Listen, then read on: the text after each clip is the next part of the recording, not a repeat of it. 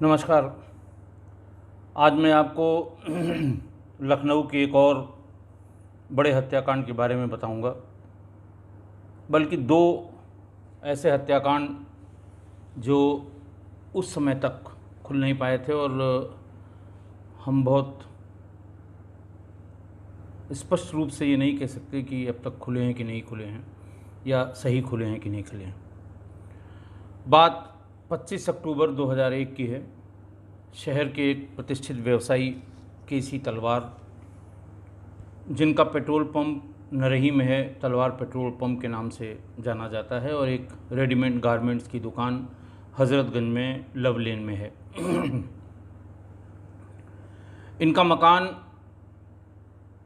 हज़रतगंज में बिल्कुल बीच में मदन मोहन मालवीय मार्ग पर बहुत पॉश लोकेलिटी में बहुत अच्छा बड़ा सा मकान है।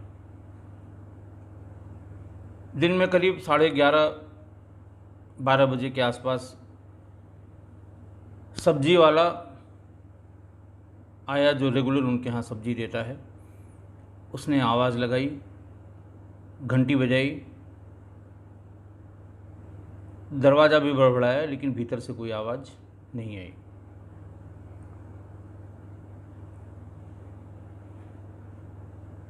इस पर उसने श्री तलवार की एक पुत्री वहीं पास में रहती हैं, मीरा, जिनकी शादी लखनऊ विश्वविद्यालय के पूर्व कुलपति आचार्य नरेंद्र देव के प्रपौत्र यशोवर्धन से हुई है, और पति पत्नी वहीं बगल में रहते हैं।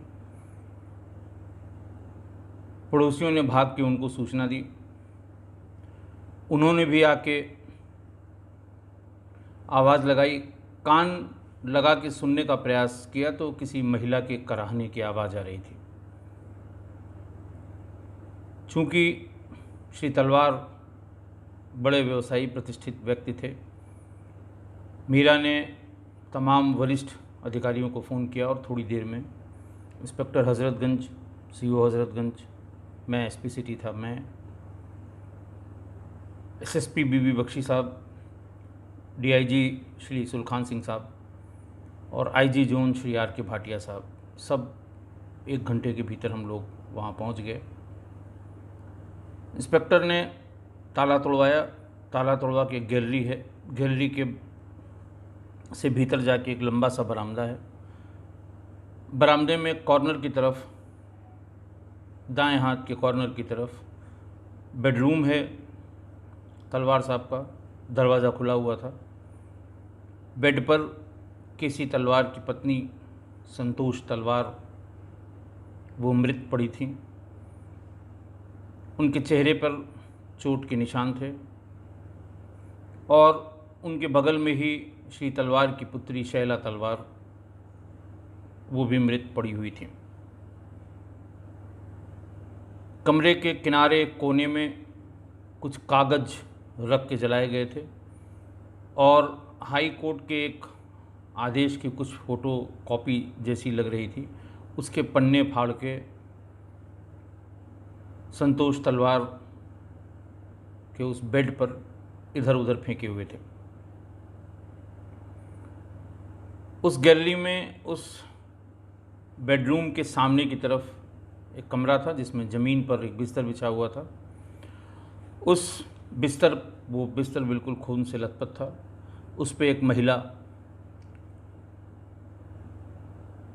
थोड़ी थोड़ी सांस चल रही थी, आवाज़ सी कराह सी रही थी। तुरंत एम्बुलेंस बुलवा के उसे सिविल हॉस्पिटल भिजवाया गया कि अगर उसको किसी तरह बचाया जा सके, लेकिन बाद में शाम तक उसकी भी मृत्यु हो गई। यानी केसी तलवार के उस आवास में 3 महिलाओं की हत्या हुई। हत्या का समय किसी को नहीं पता। फॉरेंसिक टीम आई, श्री तलवार की पुत्री मीरा और उनके पति से काफ़ी जानकारी करने का प्रयास किया कि क्या बात हो सकती है, कोई रंजिश, कोई प्रॉपर्टी का विवाद या दूसरी कोई बात, लेकिन श्रीमती मीरा इस बारे में भी कुछ नहीं बता सकें। श्री केसी तलवार उस समय बाहर थे, व्यवसाय के सिलसिले में वो दिल्ली गए हुए थे। पिछले 15-20 दिन से वो दिल्ली में ही थे। दिल्ली में सिंधिया हाउस में हिंदुस्तान मोटर्स नाम की एक उनकी दुकान है और एक उनका शोरूम भी है टेलब्रोज करके रेडीमेड गारमेंट्स का। वहाँ का काम श्री तलवार ही देखते थे। लेकिन 1969 के बाद से वो मदन मोहन मालवीय के मार्ग के इस मकान में रहते थे। बताया ये भी जा रहा है कि ये मकान किसी IAS अधिकारी RK तलवार का है, लेकिन इसके बारे में कोई बहुत पुख्ता जानकारी नहीं मिल सकी। ये भी बताया गया कि वहाँ पर जसपाल सलूजा नाम की एक अमन कंपनी थी। अमन जो ये कंपनी होती हैं, इन्वेस्टमेंट की जो कंपनी होती हैं, उसकी एक कंपनी भी उस पते पर संभवतः रजिस्टर थी, जिसके कागज़ वहाँ पर मिले हैं। बाहर से दरवाज़ा बंद था, यानी भीतर से दरवाज़ा लॉक किया गया था और दरवाज़ा तोड़ के भीतर जाने के कोई निशान नहीं मिले थे। सिर्फ एक बात ये पता लग रही थी कि किचन का दरवाज़ा जो पीछे की तरफ खुलता है, वो किचन का दरवाज़ा खुला हुआ था। पीछे से उसमें लॉन में जा सकते हैं। डॉग स्क्वाड आया, फॉरेंसिक पूरी टीम आई लखनऊ पुलिस की। काफ़ी प्रयास किया उन्होंने, तमाम फिंगरप्रिंट निकालने की कोशिश की, लेकिन उस लॉन से भी किसी के आने जाने की का कोई सुराग नहीं मिला। उस बेडरूम के बगल में, यानी जब आप गैलरी से भीतर घुसते हैं तो बाएं हाथ की तरफ सामने एक बड़ा सा हॉल है, जिसमें बार बनाया हुआ है, अपना व्यक्तिगत बार बना रखा था तलवार साहब ने, KC तलवार ने। उसका भी बारीकी से अध्ययन किया है कि ऐसा तो नहीं है कोई रात में आया हो, बार में उसने समय बिताया हो और उसके बाद ये घटना हुई हो। लेकिन वहाँ भी किसी तरह की कोई हलचल, किसी तरह की कोई चीज़ के निशान नहीं मिले।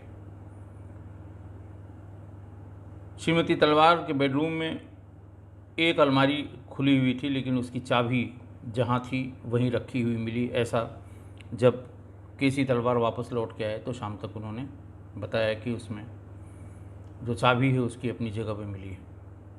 किन कागज़ों को जलाया गया या कौन से कागज़ की फ़ोटोकॉपी फाड़ के मृत शरीर के ऊपर फेंकी गई थी, इसके बारे में भी KC तलवार बहुत कुछ नहीं बता पाए। उन्होंने कहा सामान्य हो जाने पर सभी जो सामान के बारे में सब जानकारी करके तभी वो बता सकेंगे। KC तलवार की एक पुत्री इरा भी बेंगलोर में रहती थी, उसको भी बताया गया, वो भी आ गई। उससे भी कोई बहुत ख़ास जानकारी नहीं मिली। इनका एक सिक्योरिटी गार्ड था जो रात में ड्यूटी दिया करता था, शिव कुमार से पूछताछ की गई कि ऐसा क्या अनयूजुअल हुआ था या ऐसा क्या हुआ था। तो उसने कहा साहब रात में 11 बजे तक शैला, जो मृतक पुत्री थी KC तलवार की, वो बाहर लॉन में टहलती रही और 11 बजे के आसपास ही गैराज से 2 लड़के आए। उनके साथ एक अनजान व्यक्ति भी था।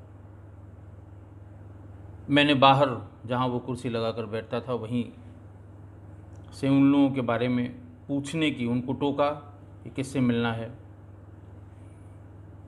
तो इसके पहले वो कुछ बताते या मैं कुछ और कहता, शैला ने मना किया कि पूछने की ज़रूरत नहीं है। वो थोड़ा आगे तक गए और उसके बाद फिर वो वापस गए कि नहीं गए ये पता नहीं। हम लोगों को ऐसा लगा कि शायद कोई इम्पोर्टेंट क्लू मिल गया। जिस गैराज से उन लोगों के आने की बात शिव कुमार ने बताई, वहाँ जाने पर एक महिला मिली। उसने कहा साहब हमारे यहाँ कोई भी इस तरह का आदमी न तो काम करता है न मेरे घर में कोई है। आसपास के लोगों ने भी बताया कि साहब इस गैराज में काम करने वाला कोई इस तरह का व्यक्ति नहीं है, इस हुलिया का, जैसा शिव कुमार बता रहा है। बात फिर वहीं ख़त्म हो गई। हम लोग बिल्कुल क्लूलेस थे। फॉरेंसिक एक्सपर्ट्स जो हमारी लोकल फॉरेंसिक टीम होती है उससे पूछताछ की गई।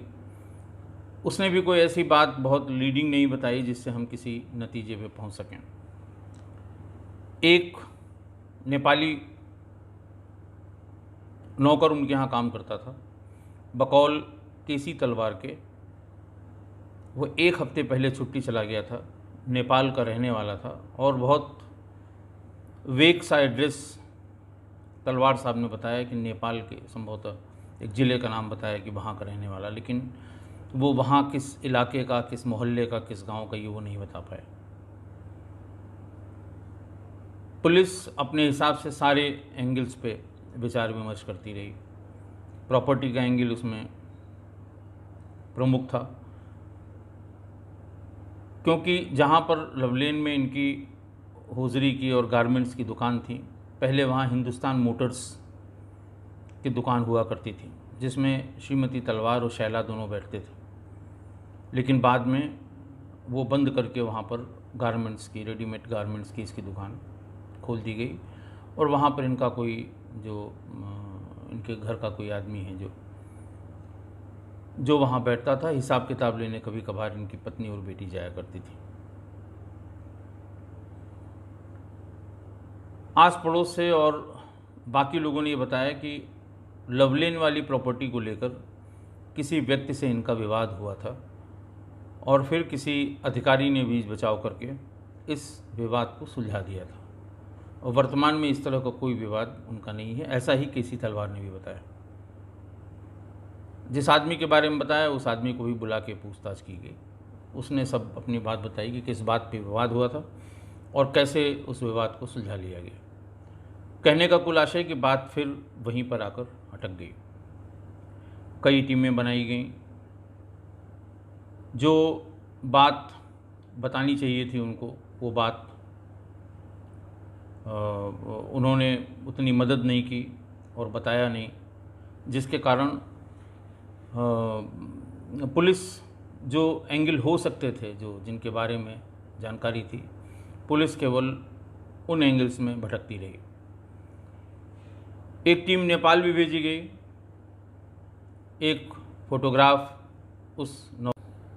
वो किसी फंक्शन में खड़ा हुआ दिखाई दे रहा था, तो उससे एक फ़ोटो डेवलप कराई गई और नेपाल में जिस ज़िले के बारे में उन्होंने बताया था वहाँ जाके उसको पता करने का प्रयास किया गया, लेकिन नहीं पता लगा। तमाम कोशिश के बाद भी नेपाल के उस नौकर के बारे में नहीं पता लगा और ऐसा लगता है संभवतः उसको पता लग गया कि उसकी मालकिन और घर में जो लोग रहते हैं उनकी हत्या हो चुकी। उसके बाद फिर वो कभी मिला नहीं। कम से कम साल भर तक, जब तक मैं वहाँ पर था, वो नहीं मिला। और दुखद बात ये रही कि इस हत्या की गुत्थी सुलझाने में हम लोग नाकाम रहे कि आखिर हुआ क्या था। बाद के वर्षों में क्या हुआ इसकी मुझे जानकारी नहीं है, लेकिन ये बहुत दिनों तक हम लोगों को इस बात का कष्ट था कि तमाम प्रयास के बाद भी हम उस हत्या की गुत्थी को नहीं सुलझा पाए। ऐसी ही एक और हत्या हुई जिसकी गुत्थी पुलिस नहीं सुलझा पाई थी और संभवतः आज तक वो नहीं सुलझ पाई है। वो भी बहुत ही विभत्स हत्याकांड था। लखनऊ में ही 13 मार्च 2001 को जॉपलिन रोड पे नानपारा हाउस है, बहुत प्रसिद्ध, बहुत पुराना स्थान है। उसी में रिहायशी मकान बने हुए हैं। उसी के एक मकान में 2 महिलाएं गूंगी बहरी अविवाहित रहती थीं। कुमारी लायला 72 वर्ष की और कुमारी कामता जो उनकी नौकरी थी 76 वर्ष की। चूँकि गूंगी बहरी थी तो इनका मोहल्ले के लोगों से बहुत ज़्यादा आना जाना, बातचीत होने का प्रश्न ही नहीं उठता, क्योंकि ना वो बोल सकती थी ना सुन सकती थी। उनके यहाँ भी सुबह दूध लेने वाले ने 8 बजे 9 बजे के आसपास कॉल बेल का उन्होंने इस तरह से उसको डिवाइस कर रखा था। कॉल बेल की जगह बल्ब, घंटी की जगह बल्ब लगा हुआ था और उनके ऑलमोस्ट सभी कमरों में पीछे बरामदे में बल्ब लगा था कि ये दोनों महिलाएं चूँकि सुन नहीं सकती हैं, जिस भी कमरे या बरामदे में हों, अगर बल्ब जलेगा तो उन्हें अंदाज़ हो जाएगा कि कोई बाहर कॉल बेल बजा रहा है। और एक झरोखा बना था उसमें, जिसमें झांक के वो देख लेती थी कि कौन आया है, उसी हिसाब से वो दरवाज़ा खोलती थी। लिख के बताने के लिए वो छोटे छोटे कागज़ के वो उन्होंने पैड्स बना रखे थे। कोई ऐसा आदमी जो उनकी बात को नहीं समझ पाता था, उसको लिख के बताया करती थी। और दोनों महिलाएं वहाँ रहती थीं। सुबह 8 बजे के आसपास जब दूध वाले ने, जो वो कॉल बेल होती है उनकी जिसमें लाइट जलती है, उसको बजाया, कोई आहट नहीं हुई। उसके बाद दरवाज़ा भिड़ा हुआ था, उसको हल्का सा पुश किया, दरवाज़ा खुल गया। भीतर जब वो घिसा तो ड्राइंग रूम में ही लायला, कुमारी लायला की लाश औंधे मुँह पड़ी हुई थी, गर्दन उनकी कटी हुई थी। घबरा के बाहर भाग के आया। दूध वाले ने पड़ोस में फहमैदा खान रहती थी महिला, उनको बताया कि ऐसा ऐसा उन्होंने देखा है। वो भी भाग के आईं, खबर की गई और फिर वही सभी अधिकारी वहाँ इकट्ठा हुए। 2 महिलाओं की, बुज़ुर्ग महिलाओं की और दिव्यांग महिलाओं की हत्या हुई थी। लायला की बहन डॉक्टर मजूमदार सरोजनी नगर में रहती थी, उनको खबर की गई, वो भी आ गईं। मकान में भीतर सब लोगों ने, हम लोगों ने जाके भीतर देखा, कोई भी सामान नहीं छुआ गया था। ऐसा नहीं लगता था कि कोई लूट या सामान ले जाने की गरज से कोई चीज़ ढूंढी गई हो, कुछ भी नहीं था। इस तरह के कोई निशान नहीं थे कि घर में कोई लूटपाट हुई हो। ऐसा लगता था कि जो भी भीतर आया था उसका उद्देश्य ही सिर्फ हत्या करना था। पहले तो सिर्फ लायला की ही बॉडी देखी, और जब आगे पीछे तलाश करने लगे तो पीछे एक दरवाज़ा था जो पीछे की गली में खुलता था। उस दरवाजे के पास कामता की भी लाश, जिसकी गर्दन कटी हुई थी और हाथ में उसके ताला और चाबी था, वो वहाँ औंधे मुँह पड़ी हुई थी। तो इससे ये इन्फ्रेंस ड्रॉ किया गया कि जिस किसी ने भी कॉल बेल दबाई उसको इन्होंने पहचाना होगा। कामता ने भीतर से ताला चाबी लगी होगी, ताला खोला होगा, वो व्यक्ति भीतर आते ही उसने लायला के गर्दन पे वार किया होगा। ऐसा देख के वो पीछे का दरवाज़ा खोल के भागने के लिए भागी होगी, लेकिन पीछा करने वाले ने उसे दरवाजे पर पहुंचने के पहले ही उसके भी गर्दन पे वार करके उसकी हत्या कर दी। डॉग स्क्वाड आया, फॉरेंसिक टीम आई, और इस डबल मर्डर में भी सभी वरिष्ठ अधिकारी भी आए। वहीं जॉपलिन रोड पे ही जिस मकान में इन दोनों की हत्या हुई थी, उसी में सामने ही एक डिप्टी एसपी भी रहते थे, एक सेक्टर वार्डन रहते थे, एसएम यूनुस उनका नाम था, और तमाम जिम्मेदार लोग वहाँ रहते थे। सबसे बातचीत की गई, लेकिन किसी को भी इसका पता नहीं था कि दरअसल ये हुआ कब, क्या हुआ, कैसे हुआ। उन दोनों महिलाओं से किसी की रंजिश होने का कोई सवाल ही नहीं है। वो बात कर नहीं सकती थी, इशारों में बात करती थी, सुन नहीं सकती थी, इसीलिए किसी के सुने हुए पर कोई झगड़ा करना या कोई रिएक्शन देना, इसकी भी संभावना न के बराबर थी। बहुत दिनों से वहाँ रहती थी, पूरा मोहल्ला उनको जानता था। बहुत आवश्यक काम से ही जब उनकी बहन आती थी तो वो लोग कहीं जाती थी कोई सामान वामान ख़रीदने के लिए, अदरवाइज़ ज़्यादातर समय वो घर में ही रहती थी। और उनकी बहन डॉक्टर मजूमदार, वो उनको सपोर्ट करती थी, उनका सारा खर्चा वहन करती थी। पुलिस के तमाम तरीके, जैसे मोहल्ले के आसपास रहने वाले ऐसे लोग जो नशे के आदी होते हैं। ऐसा अंदाज़ हुआ कि हो सकता है वो थोड़े से पैसों के लिए कि जाएंगे वहाँ कुछ पैसे मिल जाएंगे, नशे की लत को पूरा करने के लिए ऐसे लोगों को उठा के पूछताछ की गई।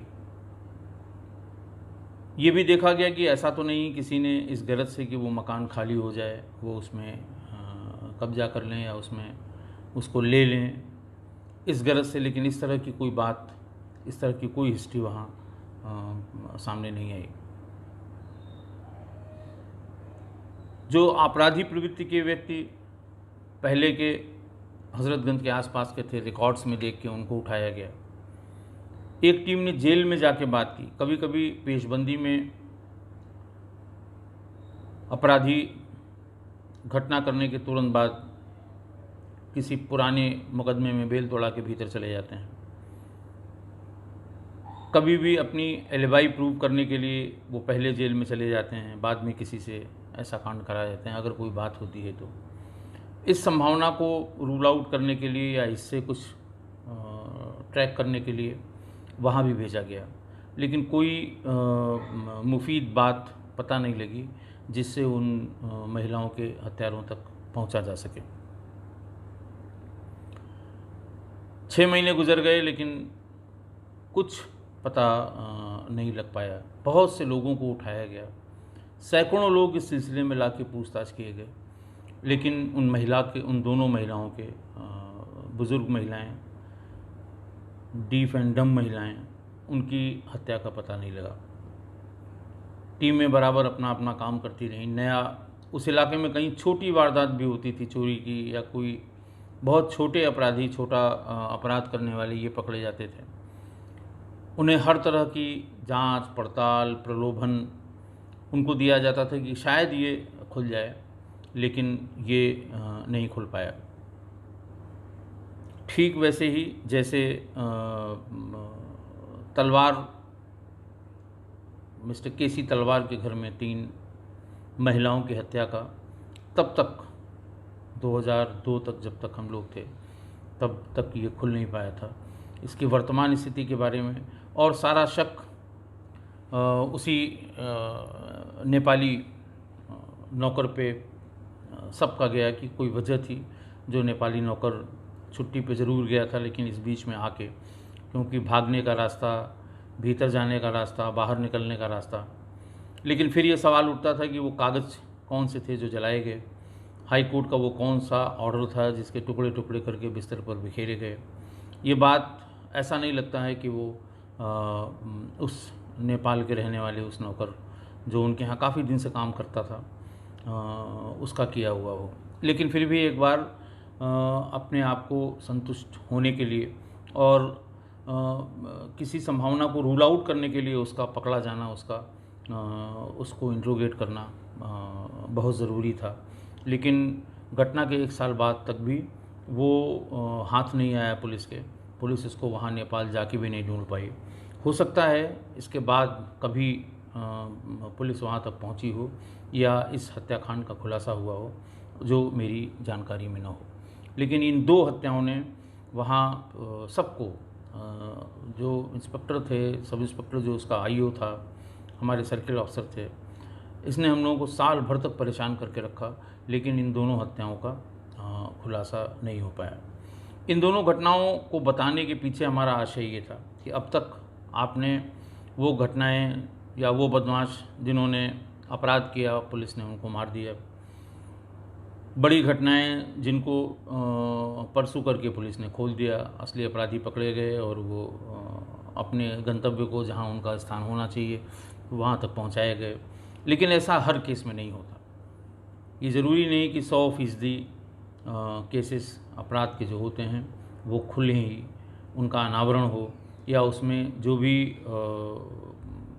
भीतर हो, जो भी उनके अपराध कारित करने वाले लोग हों, वो उनको हम पकड़ सकें या उनका ट्रायल कर सकें।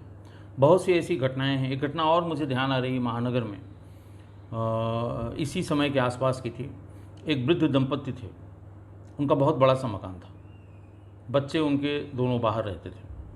अचानक एक दिन वो लापता हो गए।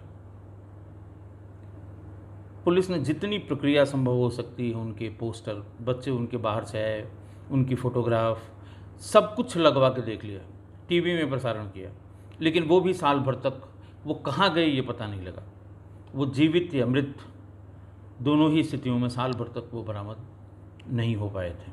तो कुछ ऐसी भी घटनाएं हैं जो कभी कभी टीस पहुंचाती हैं, कभी कभी परेशान करती हैं कि आखिर हम कहाँ फेल हो गए, हम कहाँ हम में कमी रह गई, कहाँ हम उसको ठीक से इन्वेस्टिगेट नहीं कर पाए। दोनों चीज़ें हो सकती हैं, या तो अपराधी बहुत चालाक, उसने इतनी चालाकी से, इतनी सफाई से अपराध किया हो कि हम उस तक न पहुंच पा रहे हों। दूसरा कि हम जिन जिन दिशा में या जिन जिन लाइंस पे इन्वेस्टिगेशन कर रहे हैं, उन लाइंस पे ये अपराध हुआ ही न हो, किसी दूसरे ऐसी कारण से या ऐसी विधा से ये अपराध किया गया हो जहाँ तक हम पहुँच नहीं पाए। लेकिन ऐसी घटनाएं कम हैं। मेरे बताने का यही उद्देश्य था कि ये कुछ घटनाएं थीं जो अब तक कभी कभी परेशान करती हैं कि किसी वजह से, चाहे वो पुलिस की नाकामी की वजह से या अपराधी की चालाकी की वजह से, वो अब तक उस अनावरित नहीं हो पाई और उनसे वो अपराध कारित करने वाले जो अपराधी हैं उनको उनके स्थान तक पहुंचाया नहीं जा सका। शेष कल के अंक में। बहुत बहुत धन्यवाद।